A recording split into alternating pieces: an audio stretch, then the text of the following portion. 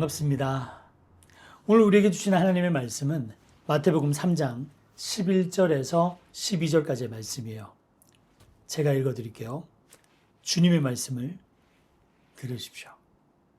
나는 너희로 회개하게 하기 위하여 물로 세례를 베풀거니와 내 뒤에 오시는 이는 나보다 능력이 많으시니 나는 그의 신을 들기도 감당하지 못하겠노라. 그는 성령과 불로 너희에게 세례를 베푸실 것이요 손에 키를 들고 자기의 타작마당을 정하게 하사 알곡은 모아 곡간에 들이고 쭉정이는 꺼지지 않는 불에 태우시리라. 오늘은 성자 예수 그리스도의 능력에 대해서 함께 말씀을 나눠보려고 합니다. 우리가 읽은 말씀은 세례 요한이 예수 그리스도를 소개하는 장면이에요. 그런데 단순히 예수님이 어떤 분이신지 설명하는 것이 아니라 예수님이 어떤 능력을 가지신 분인지를 소개하고 있습니다. 먼저 세례 요한이라는 사람을 조금 들여다볼게요. 세례 요한이 이 땅에 태어나는 것에는 분명한 목적이 있었습니다. 마태복음 3장 3절을 읽어드리죠. 그는 선지자 이사야를 통하여 말씀하신 자라. 일렀을 때 광야에 외치는 자의 소리가 있어 이르되 너희는 주의 길을 준비하라. 그가 오실 길을 곧게 하라 하였느니라. 세례 요한의 사명은 단 하나였습니다. 주의 길을 준비하는 것. 그는 자신의 인생을 모두 쏟아부어 예수님의 길을 준비했습니다. 많은 일을 했고 많은 말을 했죠. 그런데 제가 생각하기엔 그가 남긴 가장 위대한 고백은 요한복음 3장 30절입니다. 그는 흥하여야 하겠고 나는 쇠하여야 하리라. 여러분, 이 말은 결코 쉬운 고백이 아닙니다. 그 당시 세례 요한은 이미 엄청난 인기를 얻고 있었어요. 수많은 사람들이 그의 설교를 들으러 몰려왔고 제자들도 많이 생겼습니다. 사람들에게 존경도 받았습니다. 하지만 그는 자신의 성공에 관심이 없었어요. 그의 가장 큰 관심은 오직 하나였습니다. 내가 정말 예수님의 길을 잘 준비하고 있는가? 예수님은 더 높아지셔야 되고 예수님은 더 알려지셔야 되고 예수님은 더 영광을 받으셔야 합니다. 그리고 나는 사람들의 기억 속에서 사라져도 괜찮다는 것입니다. 여러분, 이것이 그리스도인의 마음입니다. 신앙생활은 내가 드러나는 삶이 아니라 예수 그리스도가 드러나는 삶이죠. 사실 이것은 저의 평생 기도 제목이기도 해요. C.S. 루이스는 순전한 기독교에서 참된 겸손에 대해서 이렇게 말합니다. 참으로 겸손한 사람은 자신이 겸손하다는 생각조차 하지 않습니다. 그는 자기 자신을 생각하지 않기 때문입니다. 겸손은 내가 얼마나 낮아졌는지 계속 바라보는 것이 아닙니다. 나를 바라보느라 빼앗겼던 시선을 예수님께 돌리는 겁니다. 세례 요한은 자신이 얼마나 세워야 하는지 고민한 것이 아니라 예수님께서 얼마나 흥하셔야 하시는지를 바라보았습니다. 목회하면서 사람들이 저를 기억하는 것이 아니라 예수님을 더 사랑하게 된다면 그것으로 충분합니다. 제가 드러나는 것이 아니라 예수 그리스도가 드러나는 것, 그것이 저의 기도이고 우리 모두의 기도가 되기를 축복합니다. 그는 흥하여야 하겠고 나는 쇠하여야 하리라. 세례 요한은 이렇게 자신의 사명을 감당하면서 평생 예수님을 소개하는 삶을 살았습니다. 생각해보면 우리도 마찬가지입니다. 우리가 예수님을 믿고 구원받은 이유도 결국 하나입니다. 예수 그리스도를 세상에 잘 소개하는 사람으로 살아가는 것. 말로 소개하든 삶으로 소개하든 우리의 존재 자체가 예수님을 소개하는 삶이 되기를 바라요. 그런데 세례 요한은 예수님을 소개하면서 가장 먼저 자신과 예수님의 차이를 이야기합니다. 11절을 볼까요? 나는 너희로 회개하게 하기 위하여 물로 세례를 베풀거니와. 세례 요한의 세례는 회개의 세례였습니다. 조금 더 정확하게 말하면 회개하도록 이끄는 세례였습니다. 이제는 죄를 떠나 하나님께로 방향을 돌리겠다는 결단의 세례였던 거죠. 우리나라에도 비슷한 문화가 있죠. 감옥에서 출소하면 두부를 먹는 습관이 있습니다. 처음에는 하얀 두부처럼 깨끗하게 살아라라는 의미인 줄 알았는데 또 다른 뜻이 있어요. 감옥에 가는 것을 흔히 콩밥을 먹는다라고 하잖아요. 콩으로는 두부를 만들 수 있지만 두부로는 다시 콩을 만들 수는 없습니다. 다시는 콩밥 먹는 사람이 되지 말라는 의미예요. 회개의 세례도 비슷합니다. 이제는 죄를 떠나 새로운 삶을 살겠다는 결단이죠. 근데 여러분, 여기서 끝나면 안 됩니다. 회개는 반드시 필요합니다. 하지만 회개만으로는 신앙생활을 완성할 수 없습니다. 죄를 안 짓는 것이 신앙생활의 목표라면 우리는 차라리 산속으로 들어가서 살아야 될 거예요. 그런데 산속으로 들어간 사람들도 여전히 죄 때문에 고민합니다. 사도 바울도 마찬가지였습니다. 예수님 믿은 이후에도 죄와 씨름했죠. 그런데도 그는 하나님의 나라를 위해서 놀랍게 쓰임을 받고 감사와 기쁨 가운데 살아갔습니다. 왜 그럴까요? 회개는 시작이지만 그 이후를 살아가게 하는 능력이 있었기 때문입니다.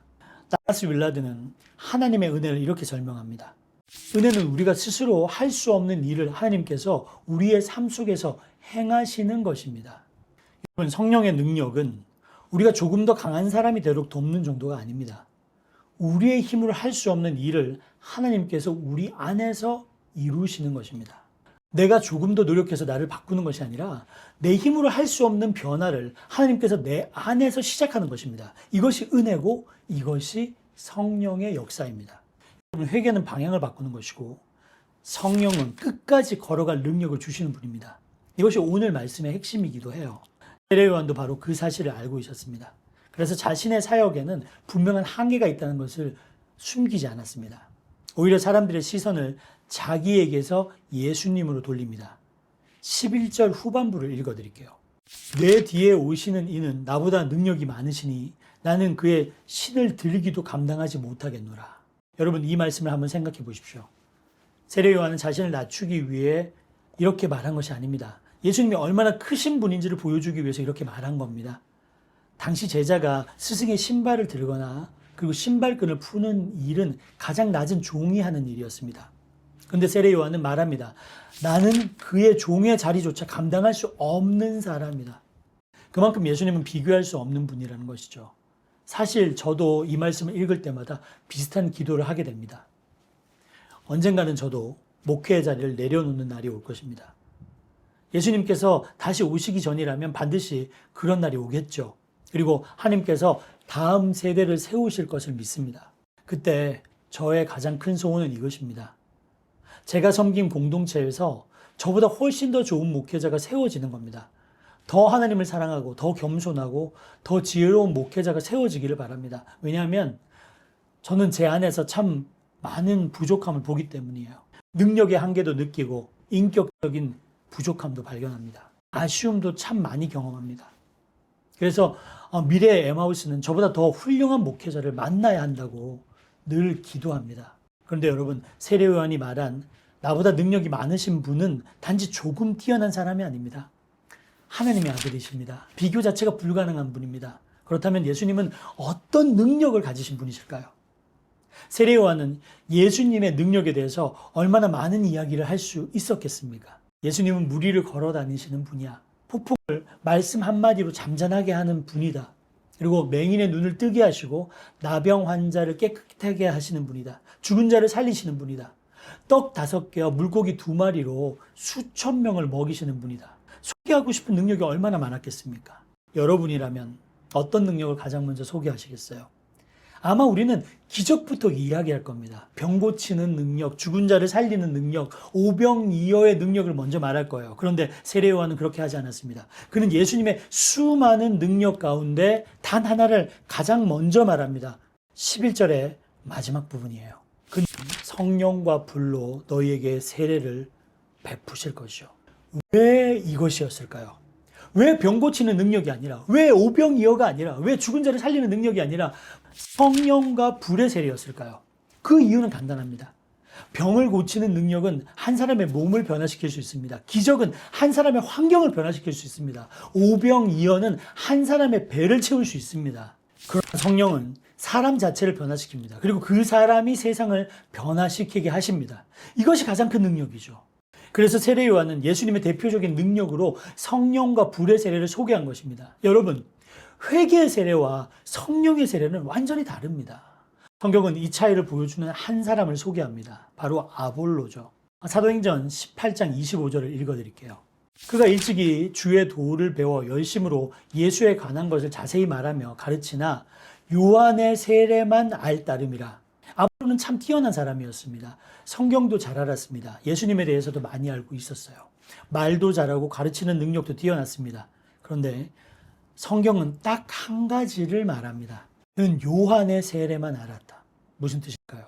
그는 회개는 알았습니다. 죄를 버리는 것도 알았습니다. 정직하게 사는 것도 알았어요. 바르게 사는 것도 알겠죠. 그러나 오직 성령의 능력은 경험하지 못했습니다. 이것이 회개의 세례만 가지고 있는 한계예요. 지식은 생길 수 있죠. 결심도 할 수 있습니다. 도덕적으로 살 수도 있어요. 그러나 하나님의 나라는 지식만으로 세워지지 않습니다. 결심만으로도 세워지지 않습니다. 하나님의 능력이 있어야 됩니다. 그래서 저는 오늘 이 말씀을 이렇게 정리하고 싶습니다. 회개는 방향을 바꾸는 것이고 성령은 끝까지 걸어갈 능력을 주시는 분이다. 이 차이가 얼마나 큰지 예수님의 제자들을 보면 금방 알 수 있습니다. 제자들은 예수님과 무려 3년을 함께 살았습니다. 매일 말씀을 들었고 기적도 보았고 직접 사역도 했습니다. 심지어는 이렇게 말했습니다. 주와 함께 죽겠습니다. 절대로 주님을 부인하지 않겠습니다. 근데 막상 예수님께서 붙잡히시자 어떻게 되었습니까? 모두 도망쳤어요. 베드로는 예수님을 3번 부인했습니다. 왜 그랬을까요? 그에게 말씀이 부족해서였습니까? 아닙니다. 결심이 부족해서였을까요? 아니에요. 존 파이퍼 목사님은 성령의 역사에 대해서 이렇게 말합니다. 성령께서 일하시지 않으면 우리는 아무것도 할 수 없는 무력한 존재입니다. 제자들에게 부족했던 것은 새로운 정보가 아니었습니다. 말씀을 실제로 삶으로 살아내게 하고 두려움을 이기게 하며 복음을 담대하게 전하게 하는 하나님의 능력이었습니다. 그들은 말씀을 알고 있었지만 그 말씀을 위해 죽을 능력은 없었어요. 예수님을 사랑했지만 세상 앞에서 예수님을 증언할 담대함은 아직 없었습니다. 능력이 아직 임하지 않았기 때문입니다. 예수님이 이미 그것을 알고 계셨습니다. 그래서 승천하기 전에 마지막으로 이렇게 말씀합니다. 오직 성령이 너희에게 임하시면 너희가 권능을 받고. 예수님은 제자들에게 더 많은 강의를 하지 않았습니다. 더 많은 훈련을 시키지 않았습니다. 더 많은 결심을 요구하지도 않으셨어요. 단 한 가지를 기다리라고 하셨습니다. 성령을 기다려라. 왜냐하면 그 순간부터 모든 것이 달라질 것을 아셨기 때문이죠. 그리고 제자들은 하나님의 말씀대로 예루살렘을 떠나지 않았습니다. 그들은 자신의 힘으로 세상을 바꾸려 하지도 않았습니다. 먼저 하나님의 능력을 기다렸습니다. 그리고 마침내 그날이 찾아왔죠. 사도행전 2장 4절을 읽겠습니다. 그들이 다 성령의 충만함을 받고 성령이 말하게 하심을 따라 다른 언어들도 말하기를 시작하니라. 여러분, 그 순간 무엇이 달라졌습니까? 환경이 달라진 것도 아닙니다. 로마의 제국이 없어졌습니까? 유대 종교 지도자들이 핍박이 끝났습니까? 아닙니다. 세상은 그대로였습니다. 그런데 사람이 달라졌습니다. 베드로는 예수님을 3번이나 부인했던 사람입니다. 작은 기집동 앞에서도 두려워했던 사람이었죠. 그런데 성령이 임한 이후에는 수천 명 앞에서 담대하게 복음을 전하기 시작했습니다. 하루에 3,000명이 회개하는 역사가 일어나요. 도망치던 사람들이 세상을 변화시키는 사람들이 되었습니다. 무슨 차이였습니까? 성령의 세례를 받았느냐 받지 못했느냐의 차이였습니다. 다시 말씀드립니다. 회개는 방향을 바꾸는 것이고 성령은 끝까지 걸어갈 능력을 주시는 분입니다. 이것이 세례 요한이 우리에게 전하고 싶었던 메시지였습니다. 그리고 이것이 예수님께서 우리에게 주시기 위해 오신 능력입니다. 사랑하는 여러분, 우리는 신앙생활을 오래 할 수 있습니다. 성경도 많이 읽을 수 있죠. 좋은 설교도 많이 들을 수 있습니다. 봉사도 열심히 할 수 있습니다. 하지만 어느 순간 우리 자신을 돌아보면 이런 생각이 들 때가 있을 거예요. 왜 나는 아직도 이렇게 두려울까? 왜 같은 죄 앞에 계속 넘어질까? 왜 예수님을 전해야 하는데 자꾸 입이 열리지 않는 걸까? 그럴 때 우리는 흔히 이렇게 생각합니다. 말씀이 부족한가 보다. 기도가 부족한가 보다. 내 결심이 약한가 보다. 물론 말씀을 더 배워야 됩니다. 결단도 필요합니다. 하지만 그것만으로 충분치 않습니다. 예수님께서 우리에게 약속한 것은 더 많은 지식이 아니라 성령의 능력이기 때문입니다. 여러분, 자동차에 기름을 가득 넣는다고 해서 저절로 달리지 않습니다. 시동을 걸어야 됩니다. 엔진 안에 불이 붙어야 됩니다. 그때 비로소 에너지가 힘이 됩니다. 우리도 마찬가지예요. 말씀을 많이 들을 수 있습니다. 성경의 지식이 많이 쌓일 수 있어요. 신앙적 경험도 많이 할 수 있어요. 그 모든 것은 우리 안에 쌓이는 소중한 자산입니다. 하지만 성령께서 역사하지 않으면 그것은 삶을 변화시키는 능력으로 이어지지 못합니다. 예수님은 그것을 아셨습니다. 그래서 제자들에게 마지막으로 성령을 약속하셨고 지금도 우리에게 성령을 부어주시는 것입니다. 여러분, 성령은 목회자만 받는 선물이 아닙니다. 선교사만 받는 은혜도 아니에요. 특별한 사람에게만 주어진 능력이 아닙니다. 예수 그리스도를 믿는 모든 사람에게 약속하신 하나님의 선물입니다. 그래서 성령 충만은 선택이 아니라 모든 그리스도인에게 필요한 은혜입니다. 우리 가정에도 성령이 필요합니다. 우리 일터에도 성령이 필요합니다. 우리 공동체에도 성령이 필요합니다. 그리고 무엇보다 우리의 예배 가운데 성령의 불이 다시 타오르기를 소망합니다. 그런데 오늘 본문은 여기에서 끝나지 않습니다. 12절을 보십시오. 손에 키를 들고 자기의 타작마당을 정하게 하사 알곡은 모아 곡간에 들이고 쭉정이는 꺼지지 않는 불에 태우시리라. 세례요한은 예수님을 단지 성령을 주시는 분이로만 소개하지 않습니다. 예수님은 성령을 부어주시고 동시에 우리를 알곡으로 빚어가시는 분이십니다. 농부는 키질을 하면 알곡과 쭉정이를 구별합니다. 가벼운 것은 날아가고 무거운 것은 남습니다. 성령께서 우리 안에 역사하실 때도 마찬가지예요. 우리 안에 있는 교만은 걷어내시고 욕심은 걷어내시고 두려움은 걷어내시고 죄를 걷어내시면서 우리를 하나님의 알곡으로 빚어가십니다. 그러므로 성령의 역사는 단지 능력을 주시는 역사가 아닙니다. 우리를 거룩하게 만드는 사건이기도 합니다. 이것이 예수님의 능력입니다. 설교를 시작하면서 우리는 세례요한의 고백을 함께 읽었죠. 그는 흥하여야 하겠고 나는 쇠하여야 하리라. 저는 오늘 설교를 마치면서 이 고백이 우리의 고백이 되기를 소망합니다. 내 능력이 아니라 예수님의 능력이 나타나기를 원합니다. 내 이름이 아니라 예수님의 이름이 높아지기를 원합니다. 내 결심이 아니라 성령의 능력으로 살아가기를 원합니다. 왜냐하면 예수 그리스도는 지금도 성령과 불로 세례를 베푸시는 분이기 때문입니다. 사랑하는 여러분, 오늘도 예수님께 성령을 구하십시오. 매일 구하십시오. 기도할 때마다 구하십시오. 우리의 메마른 심령에 다시 불을 붙여달라고 구하십시오. 두려움을 담대함으로, 무기력을 사명으로, 지식을 능력으로 바꿔달라고 구하십시오. 그러면 예수님께서 약속하신 대로 성령을 부어주실 것입니다. 성령과 불로 세례를 베푸시고 오늘도 우리를 하나님의 사랑으로 세워가는 예수 그리스도의 능력을 날마다 경험하는 저와 여러분이 되시기를 주님의 이름으로 축원드립니다.